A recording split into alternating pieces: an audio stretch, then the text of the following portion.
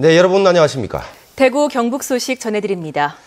대구시가 버스업체에 지원하는 준공영제 지원금을 대구시 의회가 추경예산 심사에서 대폭 삭감했습니다. 버스업계의 방만한 경영을 문제 삼은 건데 무작정 지원금만 깎는 게 능사인지 의문이 제기되고 있습니다. 이상원 기자가 보도합니다. 대구시 의회는 대구시가 제출한 추경예산을 심사해 교통사업특별회계에서 시내 버스업체 재정지원금 50억 원을 삭감했습니다.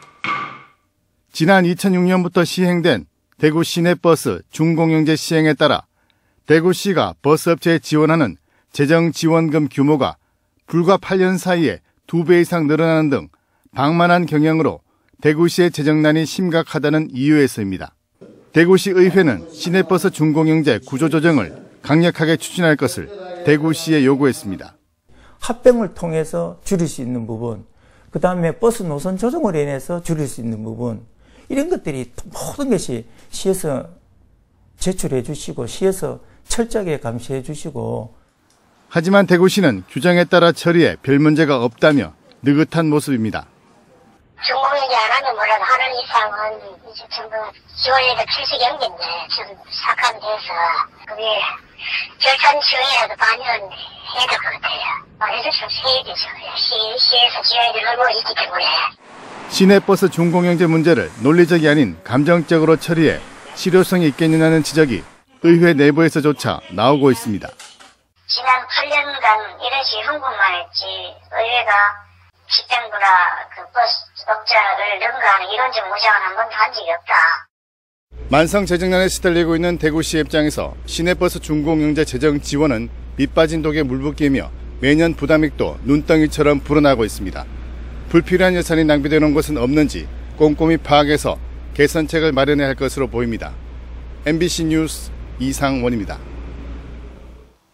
성매매 방지 특별법이 시행된 지 10년이 됐지만 성매매가 근절되기는커녕 다양한 형태로 은밀하게 확산되고 있어 실효성 논란이 끊이지 않고 있습니다. 12년 전 성매매와의 전쟁을 펼쳐 특별법 제정에 단초를 제공했던 김강자 전 서울종암경찰서장을 만나 입장을 들어봤습니다. 윤영균 기자입니다. 안녕하십니까? 안녕하세요. 예, 그 성매매 방지 특별법 10년이 됐는데 실효성이 조금 논란이 되고 있습니다. 어떻게 봐야 될까요? 그 예산을 확보하지 않고 덜커덕 그냥 법만 만들어서 시행한 거예요. 자, 가장 많은 예산이 소요되는 게 어디냐면 생경 성매매 여성에 대한 재활 대책이에요. 그런 게 거의 신용에 불과했잖아요. 단속 경찰관을 한 명도 확보해 주지 않았어요. 제정할 때 확보해 줘야 하는데. 성매매 집결지를 좀 더 강력하게 단속해야 한다는 주장에는 고개를 가로저었습니다. 이들은 한 대에 모아서 하잖아요. 벌집처럼 이렇게 한 번에 모아진 걸 탁 때리면 이렇게 여러 수백 개 개체로 이제 되잖아요. 그러면 성매매가 더 확산된다는 거죠. 이런 점에서 굉장히 안 좋았고, 그 다음에 생계가 막연하니까 어렵고, 그 다음에 이제 음성형은 이제 신용만 하는 거예요. 단속이. 최근 대구에서 시민단체가 중심이 돼 대구의 대표적인 성매매 집결지인 속칭 자갈마당을 폐쇄해야 한다는 움직임이 일고 있는데도 의견을 달리했습니다. 집창촌을 싹쓸이 없애버리라 그랬어요. 이건 굉장히 위험한 생각이거든요. 그래서 자활대책이 필요한 여성들은 먹고 살 수밖에, 이 성매매로 먹고 살 수밖에 없기 때문에 이 여성들은 죽기 살기 식으로 매달리고, 또 음성형 성매매 여성들은 피생경이 많습니다. 이 여성들은 그냥 이 수법을 바꿔가면서 경찰이 제대로 단속한다면 수법을 바꿀 수도 없어요. 근데 수법을 바꿔가면서 계속 저렇게 음성형을 이렇게 더 방법을 교묘하게 하면서 하고 있어요.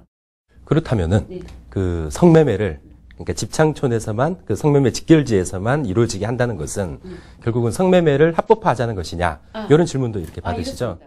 성매매를 유형별로 차별화한 정책이 필요해요. 즉 어떻게 하냐? 집창촌 개방형인 집창촌은 그 성매매를 허용을 하되 보호 관리해주고 보호 관리하면서 동시에 가급적이면 그 탈성매매를 할 수 있도록 보살펴줘야 해요. 그리고 음성형은 제대로 단속을 해야 해요.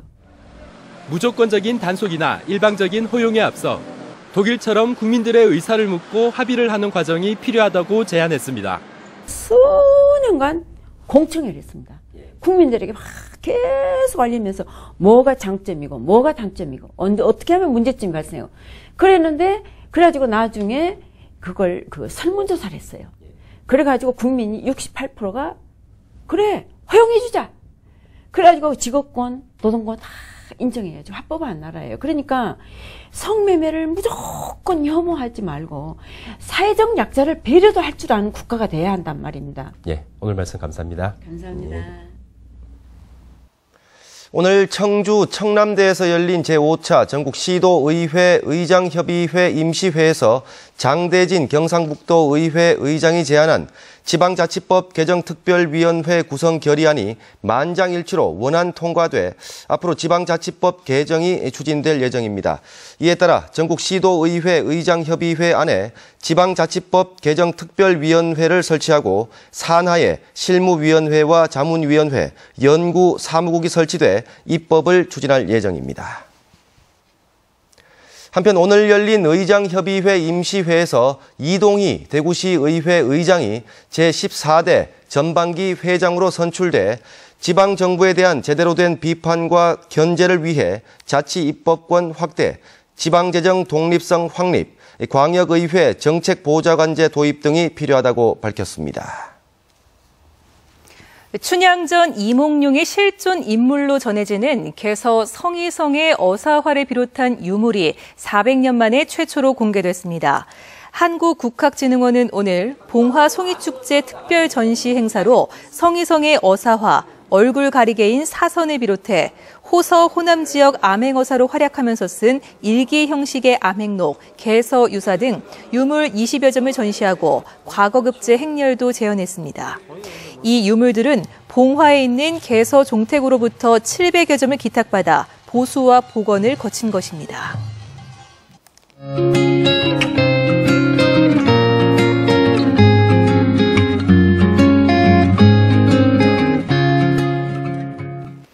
한국 관광의 별에 선정되면서 전국적인 관광 명소가 된 대구 근대 골목이 강원도 춘천 남이섬에도 생겼습니다. 어떻게 된 일인지 궁금하실 텐데요. 권윤수 기자가 춘천 남이섬에 다녀왔습니다.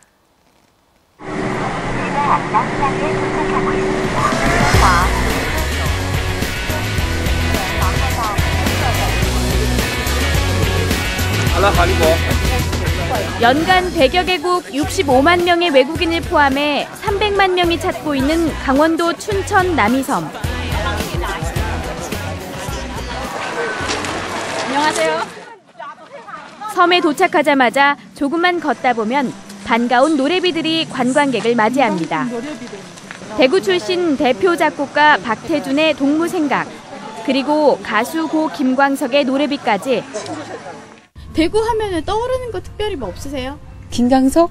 그 도시에 대한 뭔가가 나한테 주어지는 뭔가가 있어야 되는데 나를 이끌어주는 게 없는 것 같아요. 대구에 대해 딱히 떠오르는 것이 없다는 사람들에게 대구를 제대로 알리기 위해 남이섬에 대구 근대골목이 조성됐습니다. 근대골목 나들문을 만들어 대구 골목 투어를 간접 경험하게 하는가 하면 바닥에 90개의 돌을 놓아 90개 계단으로 이루어진 3일 만세 운동길을 재현했습니다. 이 일대는 대구 근대골목을 상상한다는 의미에서 상상정원이라 이름 붙여졌는데요. 이렇게 대구의 명소를 소개하는 안내판을 만들어서 관광지로서의 대구를 알리고 있습니다. 아이디어는 대구 중구청이 냈고 사업비는 주식회사 남이섬이 부담했습니다. 지방 관광지를 또 해외 관광객이 많이 오는 이곳에서 홍보하시는 거에 대해서 다들 반겨주시고 특히 대구 분들이 더 반가워하십니다. 세계인이 찾는 유명 관광지에 상륙한 대구 근대골목. 대구의 관광 산업이 세계인을 향해 뻗어나갈 수 있기를 기대해 봅니다. MBC 뉴스 권윤수입니다. 대구시는 제34회 대구시 문화상 6개 부문의 수상자를 선정했습니다. 학술 부문에는 백초당 한약방 신전휘 대표, 예술 부문에는 조각가 정은기 씨와 정혜인 경북대 예술대 교수, 언론 부문에는 대구문화방송 이성훈 보도국장, 문학 부문에는 김성광 시인, 체육 부문에는 황기철 대구시 유도협회장이 선정됐습니다. 시상식은 다음 달 16일 문화예술회관에서 열릴 예정입니다.